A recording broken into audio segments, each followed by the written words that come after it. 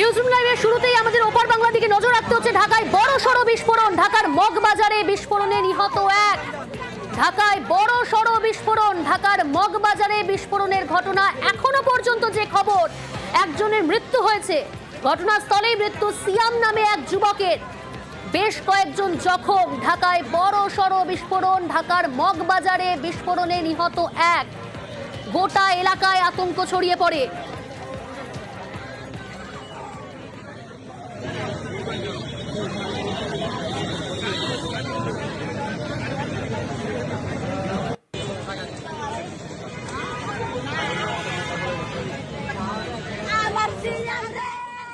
বাংলাদেশে নতুন করে অশান্তি, ঢাকায় বড় সড় বিস্ফোরণ। সান্নিক রয়েছে আমার সঙ্গে। সান্নিক, কখন বিস্ফোরণের ঘটনা ঘটলো, কি জানতে পারছি আমরা?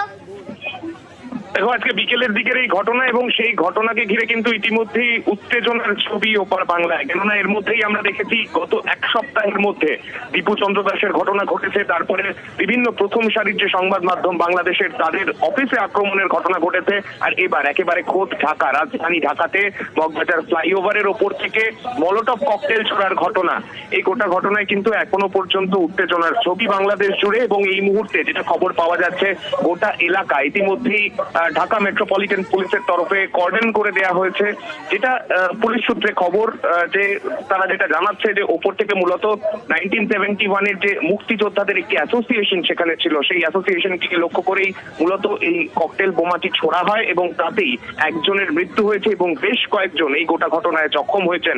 এখনো পর্যন্ত এর পেছনে কে বা কারা রয়েছে তা নিয়ে তদন্ত করছে বাংলাদেশ পুলিশ, কিন্তু এখনো পর্যন্ত কোনো গ্রেপ্তারি এই গোটা ঘটনায় নেই। স্বভাবতই কিন্তু প্রশ্ন উঠছে, কেননা একের পর এক ঘটনা যখন বাংলাদেশে ঘটছে, সেখানকার আইন শৃঙ্খলা পরিস্থিতি রক্ষার ক্ষেত্রে একেবারে ব্যর্থ ইউনূস সরকার, সেই ছবি কিন্তু বারংবার সামনে এসেছে।